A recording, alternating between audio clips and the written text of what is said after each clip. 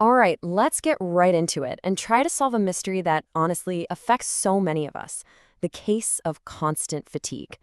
You know the feeling. You get what should be a full night's sleep, but you still wake up feeling completely drained. So, what is really going on here? I mean, does this question just hit a little too close to home? You get your 7, 8, maybe even 9 hours in bed, but the next day you're just dragging? If that sounds familiar, I promise you, you are in very, very good company. You know, this quote from Dr. Stephen Thau just nails it, doesn't it? It perfectly captures that feeling, and it confirms that this is not just in your head. That sensation of being hit by a truck is a real thing, and it's a huge clue that something deeper is going on. It tells us we need to look beyond just the hours on the clock. And that brings us to the absolute heart of the matter. Maybe we've been asking the wrong question all along. It's not really about how many hours you were unconscious. The real mystery, the thing we need to solve, is all about the quality of those hours. Because just being asleep, well, that's not the same thing as getting real restorative rest. Okay, so let's start our investigation with our first major clue. We need to put an official name to this feeling, and that name is unrefreshing sleep. This is where we really begin to dig in.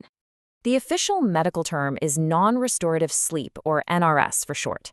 Now, the key word here is subjective. It's defined by your personal feeling of being unrested, even when the clock says you slept plenty. This is so important because it validates that nagging feeling you might have, that you're tired for no good reason. Turns out, there is a reason. And look, NRS isn't just about feeling a little sleepy. It has real, tangible effects that can mess up your entire day. We're talking about that frustrating brain fog, cognitive dysfunction, that deep down fatigue, and it can even make you more sensitive to pain or really impact your mood. This goes way beyond just being tired. Okay, so if the problem is non-restorative sleep, what's actually causing it? Well, our next set of clues points to some hidden culprits, things that are sabotaging our sleep quality without us even knowing it. Let's meet these sleep saboteurs. So a huge one is sleep apnea. This is a condition where your breathing literally stops and starts over and over all night long. Your brain has to keep pulling you out of that deep restorative sleep just to kickstart your breathing again. This can happen hundreds of times, and the crazy part is you probably won't remember any of it, but it completely wrecks your sleep quality. Another one of our key suspects is restless leg syndrome, or RLS. And let me be clear, this is not just about fidgeting.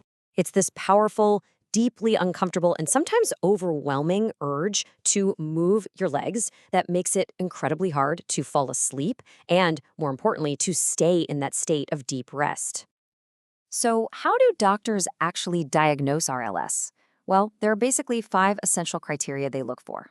There's that urge to move, it gets worse when you're resting, it feels better when you get up and move, it's almost always worse at night, and, this is key, it isn't just a symptom of something else, like a simple leg cramp.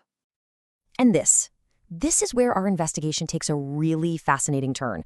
We've connected fatigue to poor sleep quality, and we've identified saboteurs like RLS.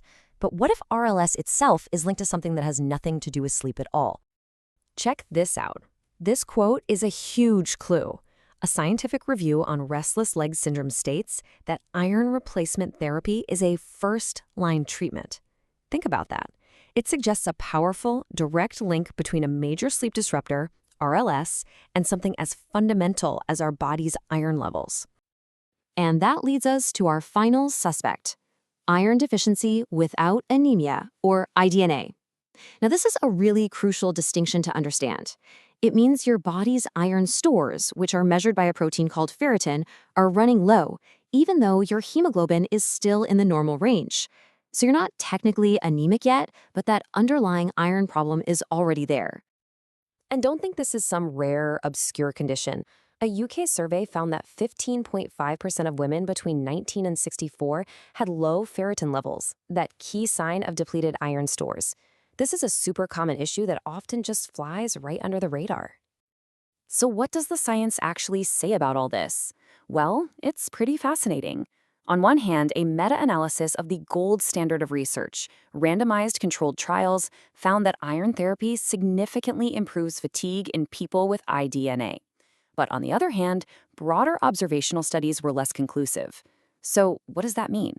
It suggests that while the link is complex, for people who have both fatigue and low iron, treatment can make a huge difference. Let's just make this crystal clear because it's probably the single most important distinction here. Anemia is about low hemoglobin, the stuff that carries oxygen. IDNA is about low stored iron or ferritin, even when your hemoglobin looks perfectly fine. And the big takeaway? You can feel profoundly exhausted from low iron long before you would ever get a diagnosis of traditional anemia. Okay, so we've gathered all the clues, we understand the nature of the problem, we've identified the sleep saboteurs, and we found a surprising culprit. Now it's time to pull it all together and solve this case of constant fatigue. So here's our final lineup of suspects. First up, you have the core problem itself, non-restorative sleep, which proves that quality is way more important than quantity. Then you have the saboteurs, sleep apnea and RLS, which are actively destroying that quality. And finally, the hidden link, iron deficiency without anemia, which shows how a nutritional issue can be the root cause. Every single piece is critical to solving this puzzle. Now, here is the most important takeaway of all. The goal here is absolutely not for you to self-diagnose.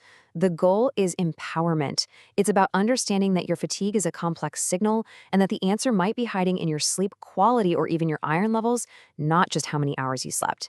This is the kind of knowledge you can take to have a much more informed, productive conversation with your doctor. At the end of the day, remember this, that feeling of exhaustion isn't a personal failing. It's a message. It's your body sending a very clear signal that something is off. So the only question left is, are you ready to listen?